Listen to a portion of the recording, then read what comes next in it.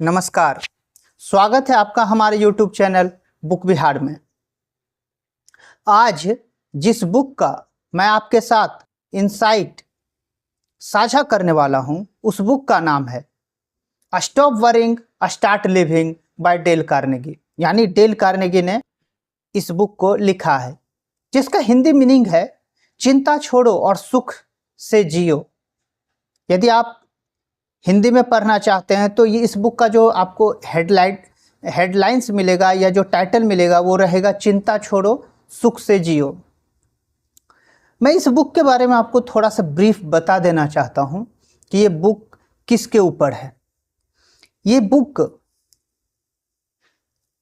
यह किताब नहीं, एक स्व सहायता मार्गदर्शिका है, जिसको पढ़ने के बाद आप खुद की हेल्प करते हैं, दूसरों की कम खुद की।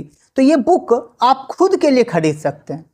यदि आप खुद को बदलना चाहते हैं, खुद के चिंता को मुक्त करना चाहते हैं, खुद को भयग्रस्त, हर हमेशा लोग किसी न किसी चिंता में, सारे लोग आप यदि नोटिस कीजिएगा या खुद को भी यदि आप ऑब्जर्व कीजिएगा तो आप पाइएगा कि आप हर हमेशा किसी न किसी बात की चिंता में जीते रहते हैं या किसी न किसी बात की दिमाग में कुछ न कुछ चलते ही रहता है, जो एक चिंता का कारण रहता है। कुछ होगा नहीं होगा, इस तरह के बहुत सारे बात होते हैं। डेल कार्नेगी कहते हैं कि आप एक दिन में जितना कुछ सोचते हैं आप उसको एक डायरी पे नोट कर लें, और आप यदि आपका ऑब्जर्वेशन से कि ये काम किसी बात का चिंता है, कोई चिंता एक दिन का होता है, कोई एक क्षण का होता है, कोई महीनों का, कुछ सालों का, यदि वो पूरी चेकलिस्ट को आप चेक करेंगे तो आप पाएंगे कि 99% जो आपका चिंता है वो तो कभी प्रकट ही नहीं हुआ, वो स्थिति कभी आई ही नहीं, लेकिन फिर भी हम चिंतित रहते हैं।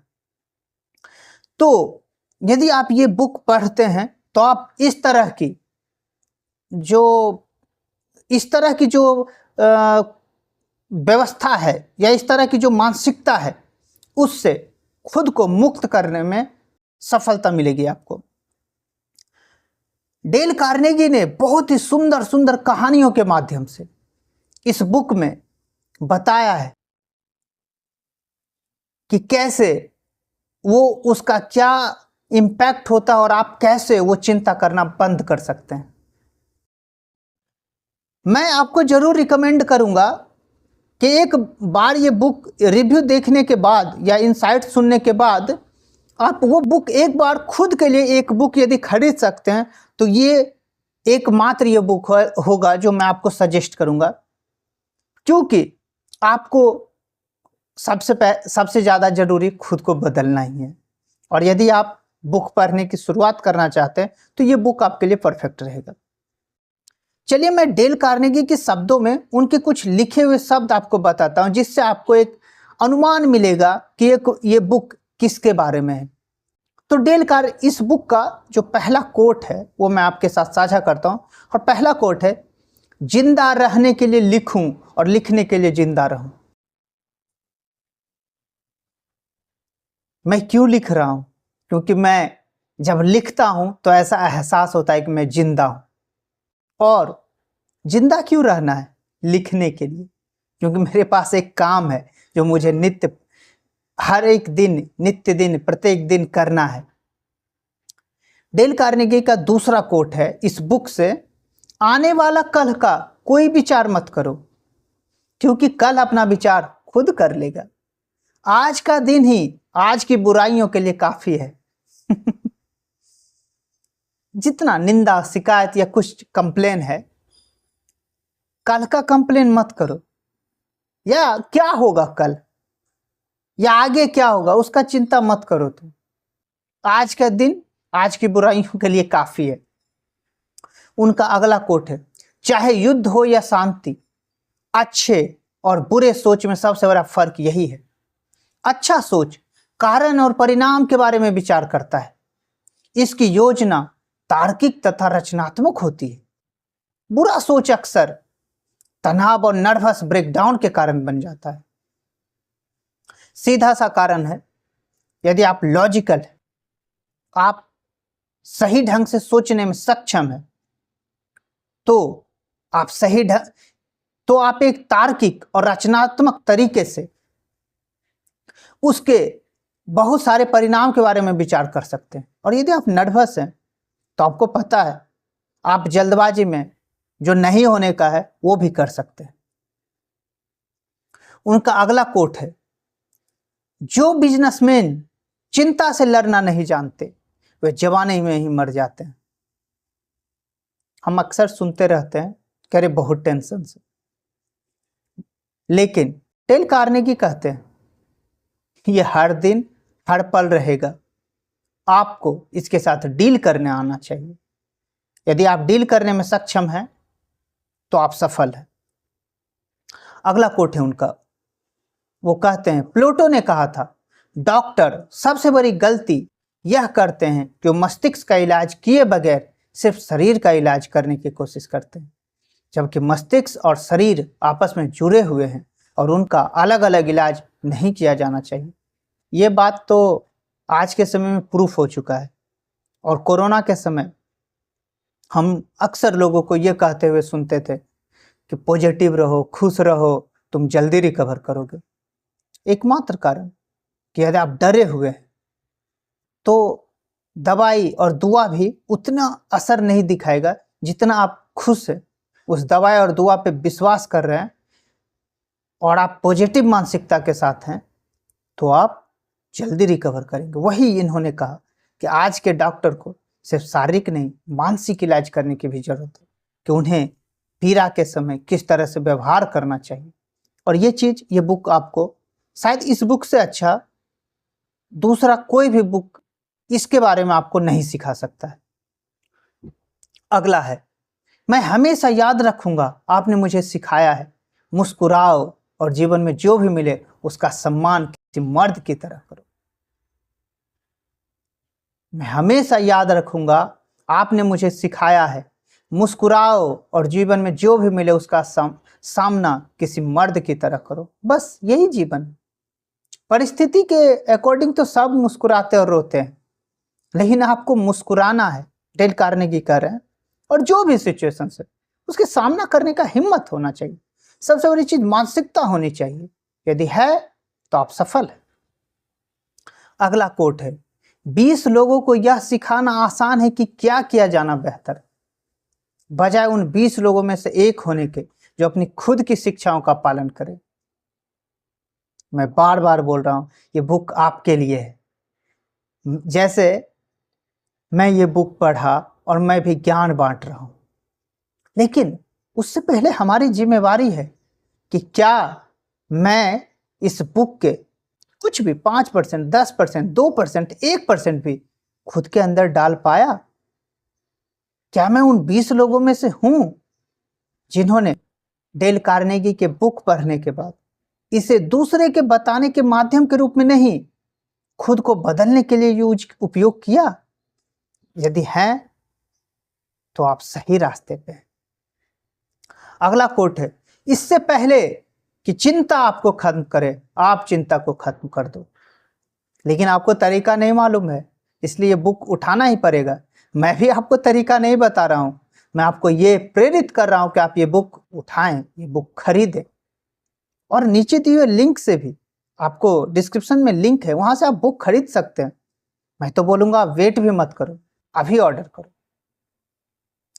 अगला कोट है, जो हो गया उसे स्वीकार कर लें, क्योंकि उसके अलावा दूसरा कोई मार्ग नहीं है पार्थ।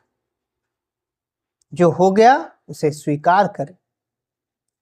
अगला कोट है, बदला लेना महंगा सौदा है।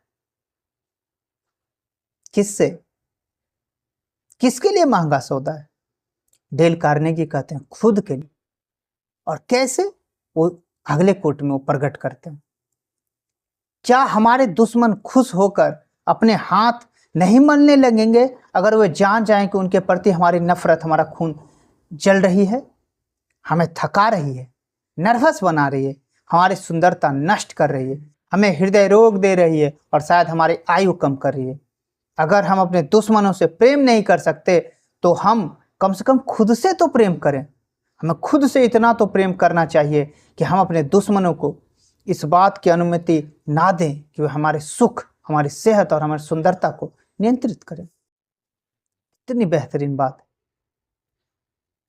कि जब आप बदला लेने का सोचते हैं तो आप दुश्मन के साथ जब कीजिएगा तब, या जब उसके साथ जो होना है तब जब जो होना है या जो प्लान कर रहे हो वो तब होगा, लेकिन उसके पहले आप खुद को उसी क्षण से नुकसान देना शुरू कर चुके, और जिसके कारण आपके शरीर के संरचना तक बदल सकते हैं, आपके सुख, आपकी सेहत, आपकी सुंदरता तक बिगड़ सकती।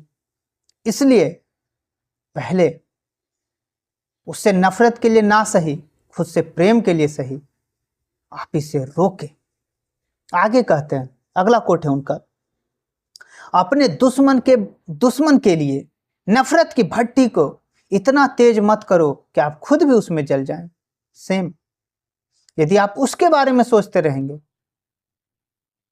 या वो जो कहा वो बात सोचते रहेंगे तो उसमें वो नहीं, आप खुद भस्म हो रहे हैं। डेल कार्नेगी, अगला कोट है, ईसा मसीह ने कहा था हमें अपने दुश्मनों को 7 गुना 70 बार माफ करना चाहिए, और भगवान कृष्ण ने शिशुपाल को 100 बार माफ किया। तो यदि माफ करने वाले होते हैं, यदि आपके अंदर माफ करने का गुण है, तो उससे सबसे ज्यादा बेहतरी खुद को होता है, किसी दूसरे को नहीं। क्योंकि वो 100 बार के बाद 101वां बार भी गलती करेगा, और इस बार आपने ठान चुका है, इस बार वासुदेव कृष्ण ने ठान चुका है कि ना, अब ना शिशुपाल, अब तुम्हारा खेल खत्म हो गया। अगला कोट कहते हैं डेल कार्नेगी, हो सकता है हम इतने बड़े संत ना हो कि अपने दुश्मनों से प्रेम करें, परंतु अपनी खुद की सेहत और सुख के लिए हम कम से कम उन्हें माफ करके भूल तो सकते हैं। इसका हाल फिलहाल में दिव्य कीर्ति सर ने बहुत बेहतर ढंग से इस बातों को समझाया है, और खासकर जो नए प्रेमी जो एक दूसरे को जब प्यार को नफरत में बदलते हैं तो किस तरह से पागल होते हैं, उसको उन्होंने बहुत अच्छे तरह से समझाया है। मैं कोशिश करूंगा उनका वो वीडियो भी लिंक में दूं कि आप वो वीडियो देखें। अगला कोट है, कन्फ्यूशियस ने कहा था आपको चोट पहुंचाई जाए या लूट लिया जाए तो इसमें कोई नुकसान नहीं होता जब तक कि आप इसे लगातार याद करने की कोशिश ना करें। मतलब कितना बड़ा बात है कि लूट ही क्यों ना ले या आपको मारा ही क्यों नहीं जाए, वो उतना गहरा जख्म नहीं है जितना आपका उसके उस बात को लेकर जीवन भर चिंतित रहना। और ये बात मैंने कुछ दिन पहले ही आपकी अदालत में गौतम अदानी का इंटरव्यू देखा था, उसमें उनके साथ भी कुछ घटना हुआ था, और उसके बारे में जब पूछा रजत शर्मा ने तो उन्होंने भी इतना कि मुझे अब वो घटना याद भी नहीं है और मैं जानना भी नहीं चाहता कि वो कौन था, क्यों किया। शायद ये व्यवहार चाहिए जीवन में बड़ा बनने के लिए। अब उसको कंधे पे लेके, दिमाग में लेके, दिल में लेके नहीं जी सकते। डेल कार्नेगी अगले कोट में इसी बात को दूसरे तरीके से कहते हैं, अगर आप पहाड़ी की चोटी पर देवदार नहीं हो सकते, घाटी में झाड़ी ही सही, परंतु बनो। सबसे बढ़िया झाड़ी नदी किनारे की एक झाड़ी बनो। अगर आप पेड़ नहीं बन सकते, अगर आप झाड़ी नहीं बन सकते तो घास ही बनो और किसी राजमार्ग को खुशनुमा बनाओ। अगर आप कस्तूरी नहीं बन सकते तो बेस ही सही, परंतु झील में सबसे जीवंत बेस। आप आकार के हिसाब से सफल या असफल नहीं होते, आप जो भी हैं, जैसे भी हैं, सर्वश्रेष्ठ बनो।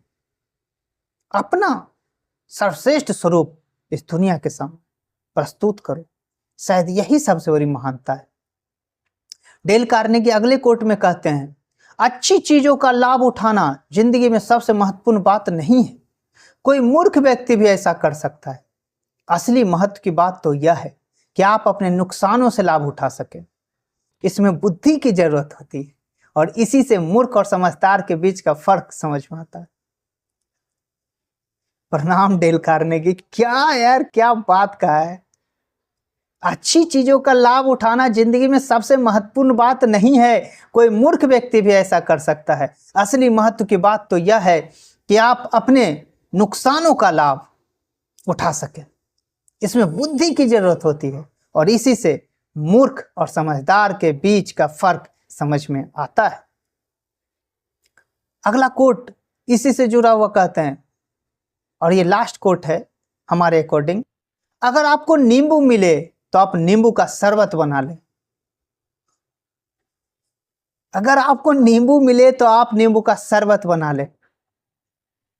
शायद यही समझदार लोग करते हैं, हमारे जैसे मूर्ख लोग नहीं कर पाते। लेकिन हमारे जैसे लोगों को यदि समझदार बनना है, अपने व्यवहार को बदलना है, तो ये बुक मत भूलिए। उठाइए ये बुक, पढ़िए एक बार ये बुक और महसूस कीजिए अपने व्यवहार को। तो इस वीडियो को देखने के लिए बहुत बहुत धन्यवाद।